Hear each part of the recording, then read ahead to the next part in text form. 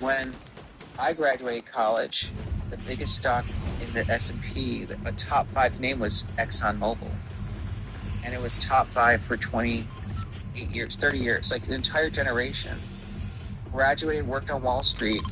The top five name was a company that was only valued on the value of its oil, not on its net income. So like MicroStrategy is like placing Exxon in lore because for a whole generation, people said Exxon's the biggest company, but you don't value on earnings. Well, MicroStrategy could be one of the biggest companies in the world, and it's valued on its Bitcoin. Wow. This episode is brought to you by CASA. The governments do this. Start your call, give money. If you can quick the Bitcoin user ready to grow, publish on Speed today. Visit speed.app. Well, have you heard? Some people said that President Trump said that Bitcoin is the new oil. Have you heard that? I did, and if it's a strategic asset, yeah, because what he's probably referring to is that the countries that have oil have strategic power in a way that everyone else doesn't, right? I mean, think about Japan and Germany versus the U.S. or the Middle East or Russia. U.S., Middle East, Russia produce and export power, which powers everything that everyone needs, and for cars, etc. And so President Trump is saying Bitcoin is the strategic asset. He is correct. I agree. But I do think that means the U.S. needs to, of course, have a strategic reserve. Right. We haven't seen that yet. I just thought of something. I think I heard you on a show being asked about how the United States might acquire Bitcoin. And going out into the market, I mean, that would definitely move the price. So didn't you say something about the possibility that the government would actually instead try to, let's say, buy a company that has a lot of Bitcoin? Yeah, I mean, I'd say that makes a lot of sense. I think the day the U.S. says they want to acquire 1 million Bitcoin, I think Bitcoin's price is going to go up parabolically. Because how is the U.S. going to buy it? I mean, they can't, if you know their wallet, you're going to see every buy, and it's going to become a national pastime for everybody because they're a long buyer. I think it's going to be easier for them to buy large holders of Bitcoin. Maybe even give tax amnesty, right? That's why they're saying it's tax-free. We won't tax capital gains. They'll do everything they can to try to acquire Bitcoin. But MicroStrategy has a sovereign put. They have 600,000 Bitcoin. That's the easiest way to get to 1 million Bitcoin. Well, so how would that work, though? I mean, for people watching that think property rights, hello? I mean, those are enshrined in our Constitution. Would a company have to sell to the government as long as they're willing to pay fair market? I mean, could they essentially nationalize a company? How does it look logistically? Well, the U.S. has a history of acquiring and paying for strategically important things. They just did so with the rare earths. I mean, the Pentagon deal with MP, I feel like it's not nationalizing it, but it's a strategic move. Yeah, I think the U.S. government takes a private sector approach to that. So if MicroStrategy is at 400 and the clearing price to do that deal is 3,000 or something, it's probably cheaper to do that than to try to buy enough Bitcoin. What do you think Michael Saylor's reaction to that would be? I'm not Michael Saylor, but I know that his personal holdings of Bitcoin he'll never sell, right? And he'll let them essentially become, he'll help Bitcoin's legacy because he'll just let the keys expire with him. But for MicroStrategy shareholders, he might have a different view because at the end of the day, he'll probably weigh where he can get MicroStrategy versus someone making a hostile takeover bid. I mean, it's just hypothetical. So, I mean, is this like your base case? Do you think that the government will acquire Bitcoin by just acquiring one of these companies? If I had to war game that, there's 600,000 Bitcoin in MicroStrategy. Yeah, on the way to more. Gosh, this is so fascinating. I have so many questions. Okay, well, let's take this in another direction. Can you imagine the U.S. on Coinbase trying to hit the buy button? I mean, what's going to happen? Exactly. Well, I wanted to ask you because you're always tweeting about, Bitcoin is the way, you're super bullish on Bitcoin, but then you're also tweeting that you think Ethereum is the best macro trade of the decade, and you're building an Ethereum treasury company. I personally don't understand it, and even Michael Saylor, I think, has said recently that he doesn't see a compelling reason to do so with any other digital asset but Bitcoin. So can you explain your point of view on this? Yes. I don't see this as a conflict. It's the same reason why someone who says they like Tesla but they like Palantir, because they're both scarce stocks, right? Like, there's one Tesla because there's only one Elon Musk in the world, and there's only one Palantir because, while it's not completely clear exactly how Palantir transforms companies, you can see whether it's a hospital in Michigan or wherever, they are really providing superhuman powers to a business. So, you should own both. Bitcoin to me is a proven blockchain that, in my mind, is storing value, and it is. It's like Michael Saylor says, it's immaculate, and I do think the simplest way to think is it's replacing gold. So at least let's get to 1 million, and then we can see how much further Bitcoin goes. But the world is also grappling with globalization of everything that we do, and so we're storing information, and we're tokenizing businesses, and we're tokenizing the dollar, and stablecoins have become so important, in fact, from a policy perspective, because stablecoins are now actually big buyers of treasuries collectively. I mean, that's why you may say you don't have to worry about deficits because stablecoins will buy the debt. Well, that is the ChatGPT moment for crypto, because what's happened is that the first killer app for crypto has emerged that is now seeing widespread adoption, which is stablecoins. And now Wall Street is running to tokenize and maybe even financialize their entire system on the blockchain. But that means they require smart contracts. So they're not fighting with Bitcoin. Bitcoin paved the way for Wall Street to recognize that you don't have to have tangible assets to create that. But if you're going to tokenize what Wall Street does, and you tokenize stocks and real estate, you need smart contracts. And the biggest and most secure blockchain with no downtime is Ethereum. And the majority of stable coins and real world assets that we tokenize are taking place in Ethereum. So to me, that is the macro moment. So in 2017, when I first wrote about Bitcoin, I saw this as the time when Wall Street would eventually come to recognize Bitcoin's importance. So Bitcoin, of course, had already accomplished a lot. It was reached 100 billion net worth value. And that's why I wrote about it. It's like, if you don't believe in something to get to 100 billion, then you got to pay attention to. And our thesis was that Wall Street would start to view this as just digital currency.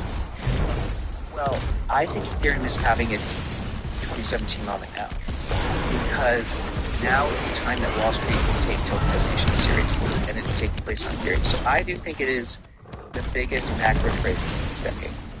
I just see so much risk, because when they made the trade-off to proof of stake, they introduced a lot of complexities, centralization risks. There have been issues in terms of more vectors for attack when they do bridges and the layer 2s. There are other protocols that do smart contract on the functioning of that with Bitcoin, right, to enable smart contracts on Bitcoin.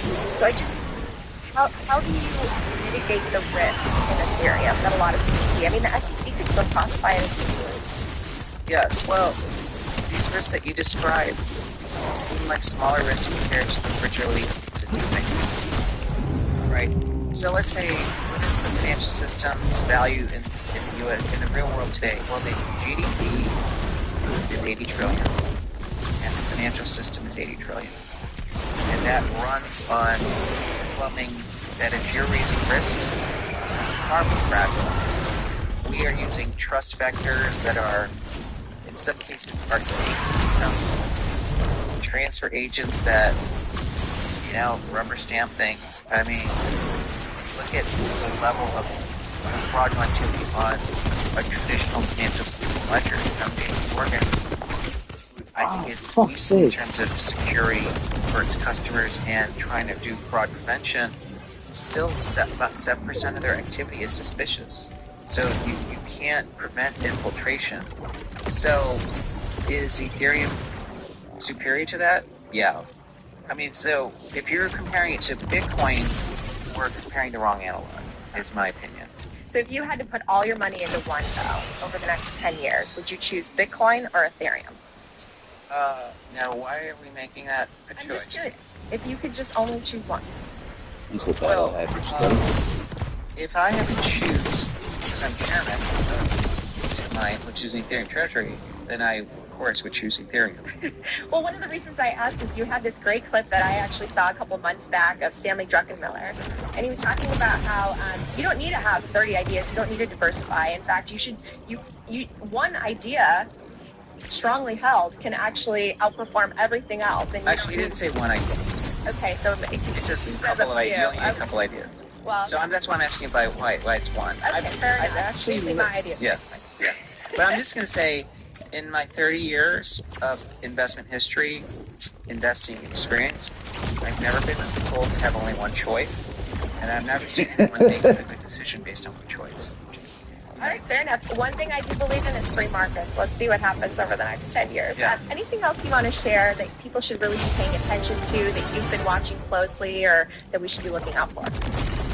Yeah, I mean, I just think that you may have listeners that are kind of curious about Bitcoin, but, they have to also appreciate that every generation, like we're talking about Generation Alpha now, they are native. They are born native, and they're also going to be born in a world of AI.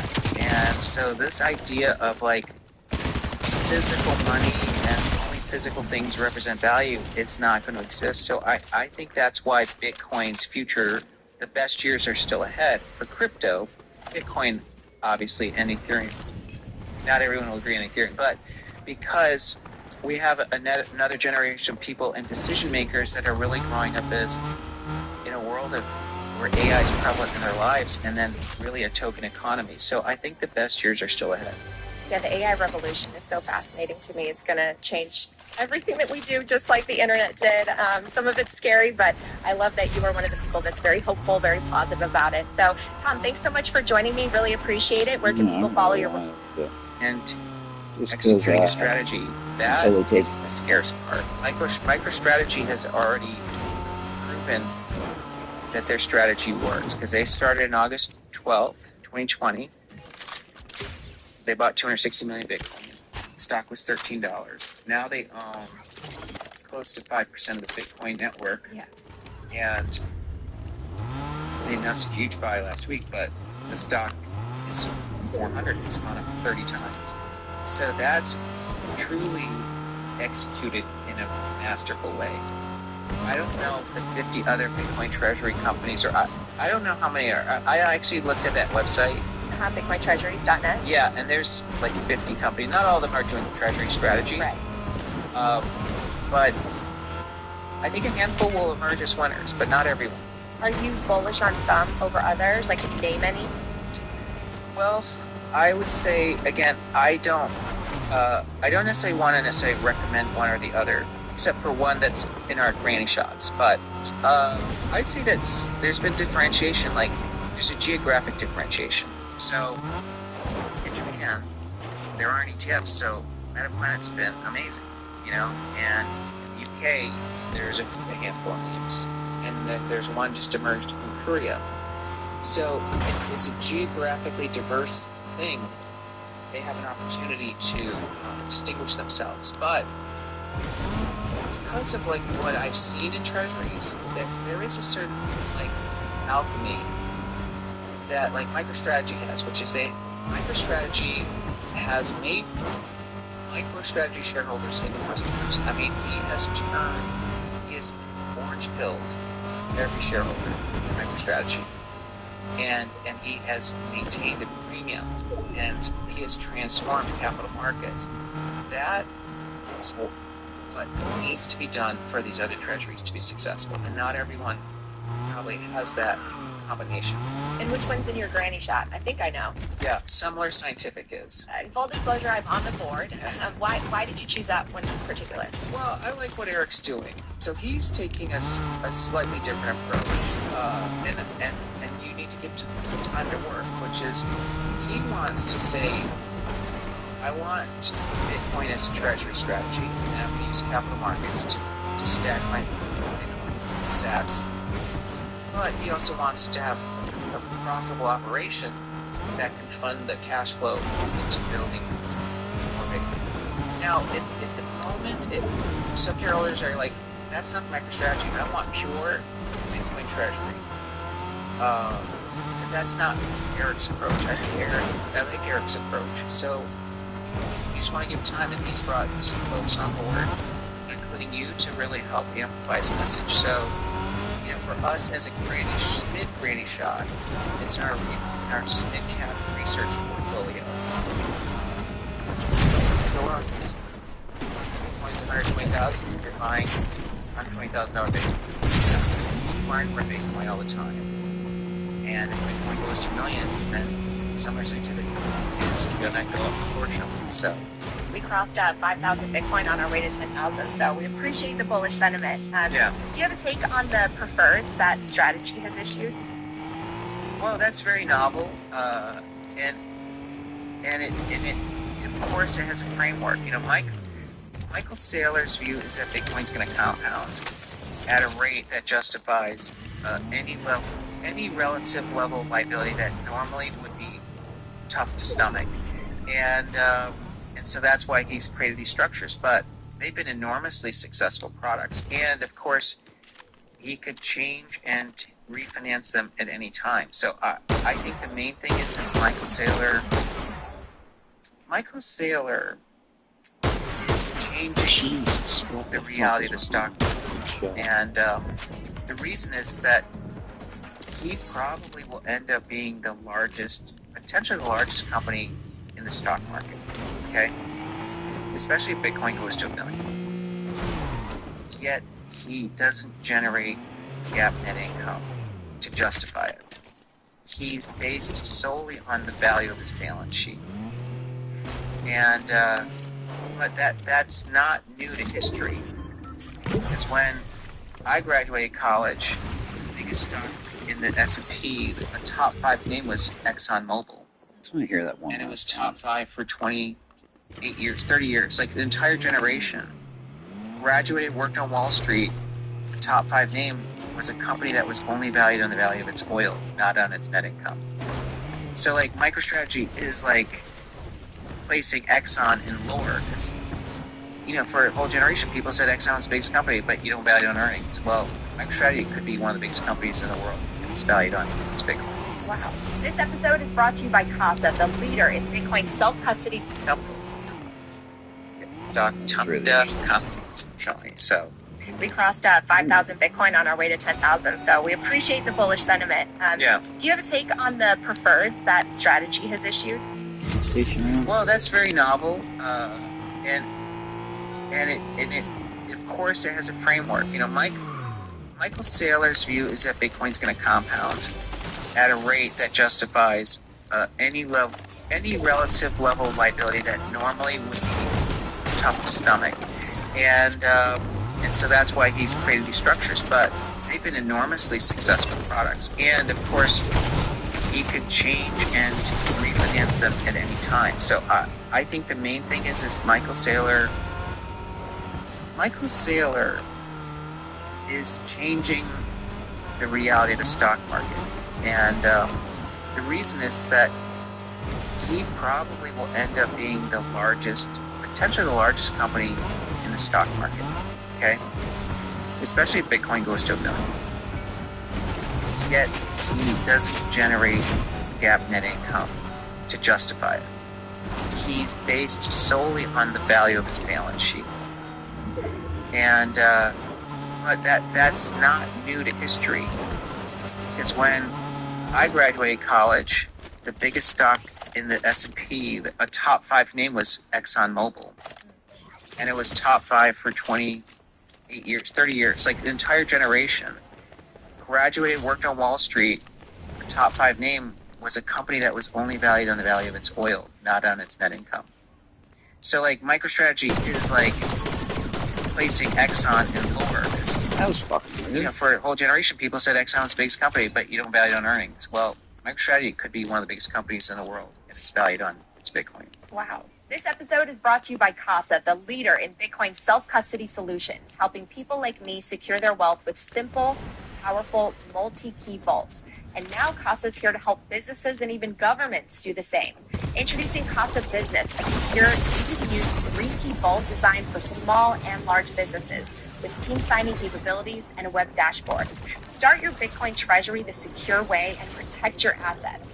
Get 10% off your Casa plan at casa.io/Natalie. Up next, BitKey. BitKey is a Bitcoin hardware wallet with multi-sig security, inheritance, and a recovery system designed for real life. No complex setup, no seed breaks, just true self-custody without the stress. It was named one of Time's best inventions in 2024. You're a better shot. So, BitKey.world. Next up, the Bitcoin Way. Bitcoin is only freedom money if you control it fully. The Bitcoin Way can help you learn the skills to properly secure your Bitcoin in 100% self-custody with zero counterparty risk. Go to the Bitcoin Way.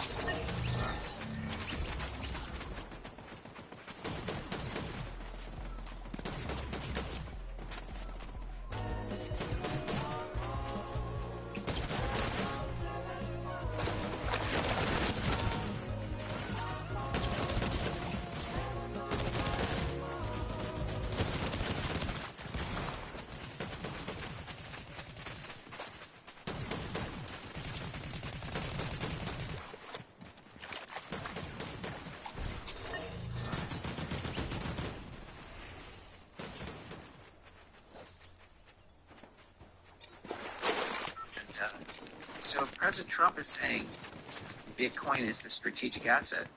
He is correct. I agree. But I do think that means the U.S. needs to, of course, have a strategic reserve. Right, and we haven't seen that yet. I just thought of something. I think I heard you on a show being asked about how the United States might acquire Bitcoin. And going out into the market, that would definitely move the price. So didn't you say something about the possibility that the government would actually instead try to, let's say, buy a company that has a lot of Bitcoin? Yeah, I'd say that makes a lot of sense. I think the day the U.S. says they want